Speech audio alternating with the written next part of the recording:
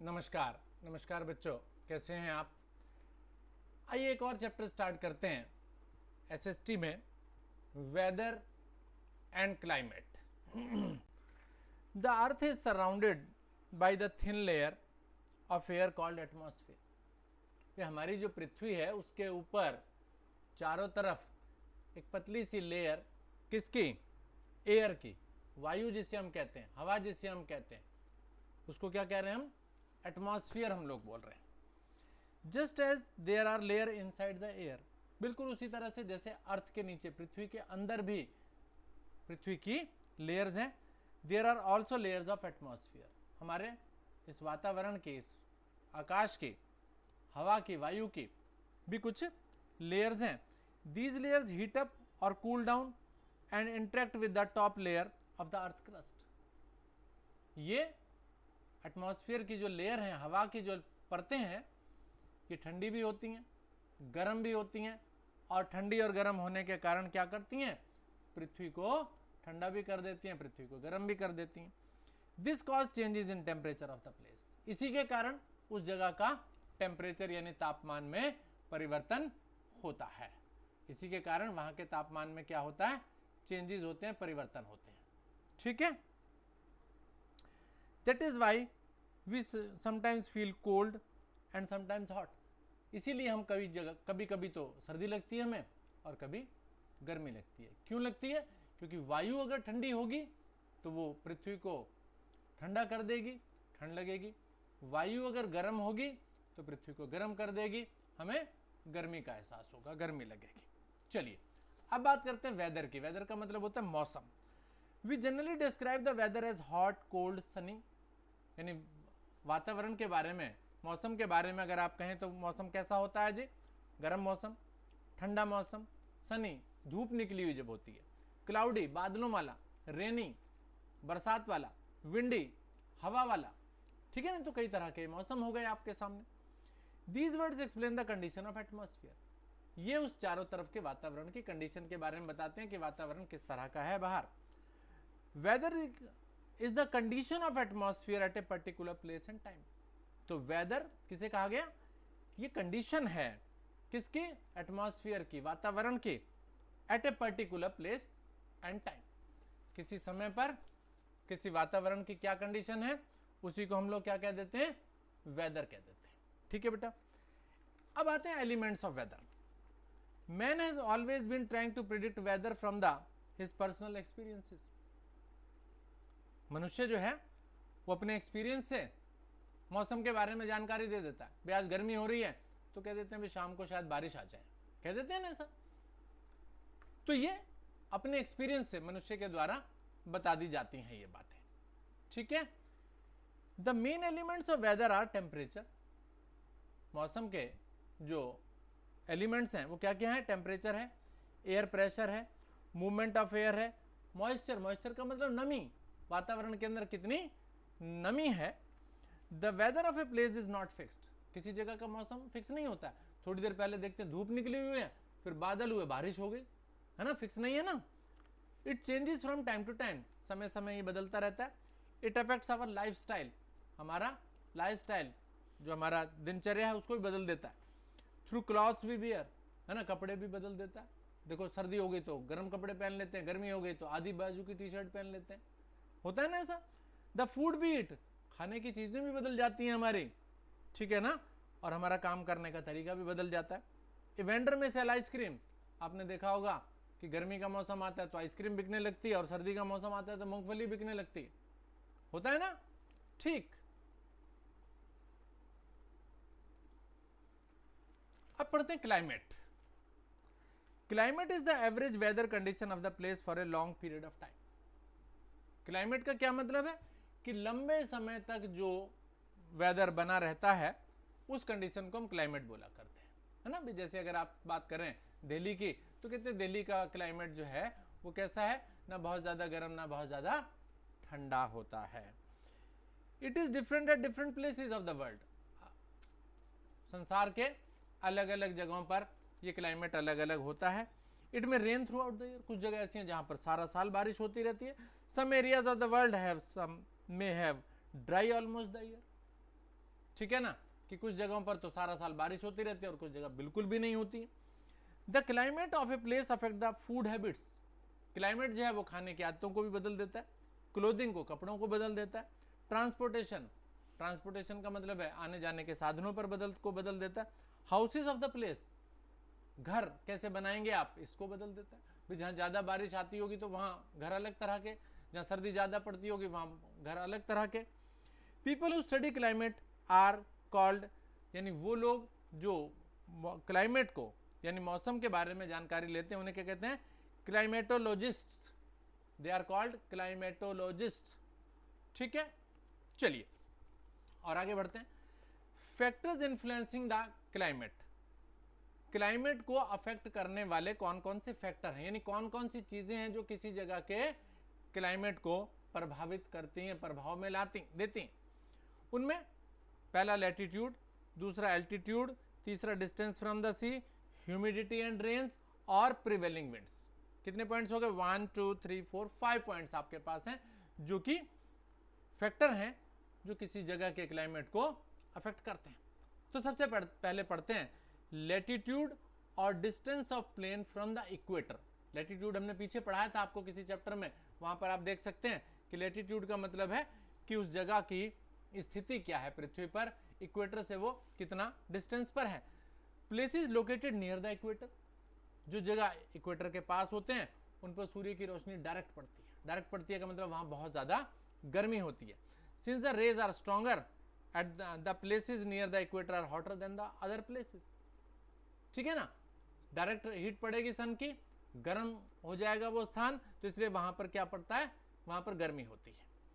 Places near the poles, और जो पोल, north pole और साउथ पोल मैंने आपको बताए थे, places near the poles get slanting rays of the sun, उन पर तिरछी किरणें पड़ती हैं, सीधी किरणें ना पड़ करके तिरछी किरणें पड़ेंगी। अब तिरछी किरणें पड़ेंगी तो उनको ज्यादा डिस्टेंस कवर करना पड़ेगा, ज्यादा डिस्टेंस कवर करना पड़ेगा तो वो जाते जाते कैसी हो जाएंगी, ठंडी हो जाएगी।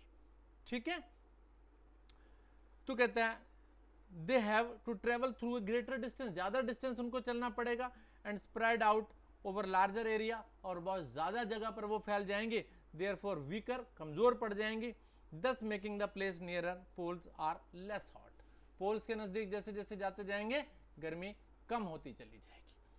दूसरा पॉइंट है एल्टीट्यूड और height above the sea level. Altitude का मतलब है हाइट, कि आप पृथ्वी से कितनी ऊंचाई पर आपका, यानी सी लेवल कहा जाता है, सी लेवल से कितनी ऊंचाई पर वो जगह है जहां पर आप रहते हैं या जहां के बारे में आप बात कर रहे हैं। The rays of the sun heat surface of the earth, the rays of the sun heat the surface of the earth, यानी सूर्य की जो किरणें पड़ती हैं वो पृथ्वी को गर्म करती हैं, पृथ्वी को की सतह को, सरफेस को गर्म करती हैं, और सतह, this heated surface then heats the atmosphere, और ये पृथ्वी फिर उस एटमॉस्फेयर को यानी उस वायु को गर्म करती है। क्या पता चला आपको कि सबसे पहले तो सूर्य की किरणें पृथ्वी पर आकर पड़ती हैं और वो पृथ्वी को गर्म करती है, और वो पृथ्वी फिर वायु को गर्म करती है। प्लेसेस एट हायर एल्टीट्यूड, और वो जगह जो ज्यादा ऊंचाई पर होंगी, पक्की बात है पृथ्वी से उठने वाली हवा जो है वहां तक जाते जाते कैसी हो जाएगी, ठंडी हो जाएगी, लेसर हीट, इसलिए वहां पर कम हीट पहुंचेगी। These places are at lower altitude, lower altitude की तुलना में, यानी कम ऊंचाई की तुलना में ज्यादा ऊंचाई वाले प्लेसेस पर हीट कम पहुंचेगी। Hence the temperature at higher altitude, ज्यादा ऊंचाई पर जाकर लोअर देन द प्लेन्स, समतल जगह की तुलना में ऊंचाई पर यानी पहाड़ों पर ज्यादा सर्दी होगी और मैदानी भाग में सर्दी कम होगी।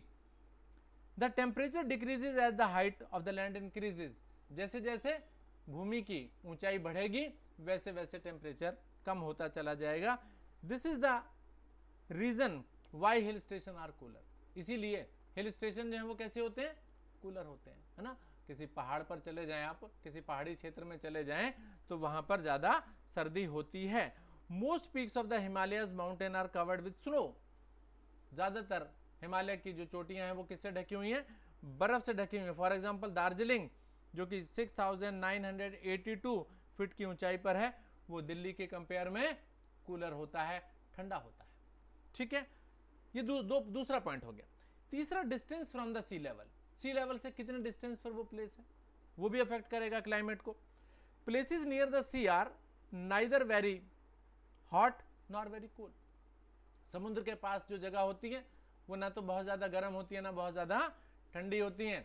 मुंबई गए कभी आप? मुंबई जाकर अगर आप देखेंगे तो वहाँ पर सर्दी नहीं होती है, रजाई की ज़रूरत नहीं होती है। जैसे आप दिल्ली के अंदर रहते हैं अगर, तो दिल्ली के अंदर बहुत ज़्यादा ठंड भी पड़ती है ना, ऐसे मुंबई के अंदर नहीं होता, क्योंकि वो समुद्र के किनारे है। ठीक है, ठीक है। इन the summer land heats up faster. गर्मी के मौसम में भूमि बड़ी तेजी से गर्म होती है। And warm the air in it, और उसके संपर्क में, उसके क्लोज में जो एयर होती है वो अर्थ के कारण वो भी गर्म हो जाती है। दिस वार्म द एयर, और ये गर्म वायु जो है rises making the way cooler air from the above the sea to flow.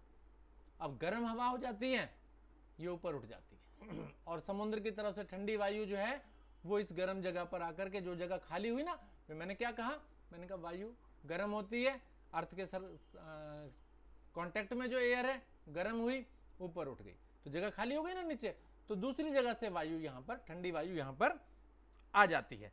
This warm air rises making way for the cooler air. ये वायु जो उठ गई ऊपर, ये क्या करती है, ठंडी हवाओं को आने का रास्ता दे देती है। लेकिन ये गर्मी की बात हो रही है। लेकिन अगर विंटर की बात करें, विंटर में क्या होता है, सी रिमेन्स वार्म, समुद्र गर्म होता है, because it losses heat slowly, क्योंकि इसके अंदर से हीट जो है वो धीरे धीरे बाहर जाती है। When the land gets cooled, जब भूमि वाला भाग ठंडा हो जाता है, the warm air from the sea make it warm, तो समुद्र की तरफ से वायु आती है और वो उसको गर्म करती है, गर्म वायु आती है। तो पहले क्या था, गर्मी के मौसम में गर्म वायु ऊपर उठ गई, समुद्र की तरफ चली गई, समुद्र से ठंडी वायु इधर आ गई।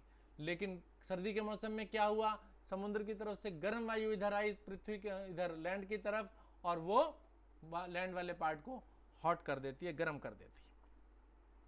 This is how sea breeze keeps place near the sea warm in the winter and cool in the summer. यही कारण है कि समुद्र के आसपास की जो जगह होती है वो गर्मी के मौसम में क्या रहती है, breeze keeps near the sea warm in the winter, गर्मी के सर्दी के अंदर गर्म रखती है और गर्मी के अंदर उस जगह को ठंडा रखती है। तो समुद्र के पास की जगह को क्या बताया गया कि वो ना तो ज़्यादा गर्म होती है ना ही बहुत ज़्यादा ठंडी होती है। आगे कहते हैं ह्यूमिडिटी एंड रेन्स, किसी जगह की क्लाइमेट को अफेक्ट करने वाली चौथी चीज़ क्या बताई, ह्यूमिडिटी एंड रेन्स। ह्यूमिडिटी का मतलब है वायु के अंदर पानी, एयर के अंदर water, water in the air. कहते हैं द अमाउंट ऑफ मॉइस्चर और water vapour present in the air is called humidity. देखो ह्यूमिडिटी की अच्छी डेफिनेशन लिखी यहाँ पर। ह्यूमिडिटी क्या मतलब है, एयर के अंदर जो वायु की मात्रा होती है उसी को हम क्या कहते हैं, ह्यूमिडिटी कहते हैं। पानी होता है एटमॉस्फेयर के अंदर। The wind blowing from the sea और ocean increases the humidity in the air. और जो हवा समुद्र की तरफ से चलेगी आएगी या किसी रिवर की तरफ से आएगी, क्या लेकर के आएगी अपने साथ, वो पानी की मात्रा भी लाती है, इसलिए उसके कारण उन वायु के कारण जो है वो ह्यूमिड हो जाता है। गर्मी के मौसम, बरसात के मौसम में आपने देखा होगा कि वायु के अंदर बहुत ज़्यादा पानी की मात्रा होती है। द अमाउंट ऑफ रेनफॉल, बारिश की मात्रा भी, and it's distribution in the year has great effect on the climatic condition. बारिश ज़्यादा होती है तो वो भी क्लाइमेटिक कंडीशन को चेंज कर देती है। The distribution is highly uneven and thus we notice a great variation in the climatic condition. और ये डिस्ट्रीब्यूशन किसका, ह्यूमिडिटी का, रेनफॉल का, ये अनइवन होने के कारण क्लाइमेटिक कंडीशन में बहुत ज़्यादा चेंज आता है। और लास्ट पॉइंट आ रहा है, prevailing winds. The winds can be hot, हवा जो होती है वह तो गर्म हो सकती है, वार्म, एक तो गर्म का मतलब बहुत ज़्यादा गर्म, वार्म का मतलब थोड़ी सी गर्म, कूल, कोल्ड और वेट। ये कूल हो गई, कोल्ड और wet. They depend upon the weather of the place where they are coming. हाँ जी, the hot winds increases the temperature, और गर्म हवा आती है तो तापमान को बढ़ा देगी भी। जैसे मान लीजिए गर्मी के मौसम में क्या होता है, मान लीजिए राजस्थान की तरफ से हवाएं दिल्ली की तरफ आ रही हैं तो दिल्ली के टेम्परेचर को भी बढ़ा देंगी। और अगर मैं बात करूं सर्दी के मौसम की, हिमालय से वायु आ रही है जी, हवा चल के आ रही है, ठंडी ठंडी हवाएं, तो दिल्ली के टेम्परेचर को कम कर देती हैं। तो इसलिए क्या कहा जाता है कि विंड्स जो हैं वो भी किसी जगह के क्लाइमेट को चेंज करने के लिए रेस्पॉन्सिबल है। Winds coming from the sea bring cool and wet weather. हवा समुद्र की तरफ से चलने वाली वायु जो है जगह को कूल या गीला बना देती हैं। Thus the climate of any region is influenced by the winds in that area। तो किसी जगह का क्लाइमेट जो है वहां पर चलने वाली विंड्स के द्वारा भी चेंज कर दिया जाता है। ठीक है, अभी ये लेसन कंप्लीट नहीं हुआ है, लेकिन अभी इस वीडियो को हम इतना ही रोक रहे हैं। अगली वीडियो आपके साथ शेयर करेंगे, इसको देखिए। Thank you very much.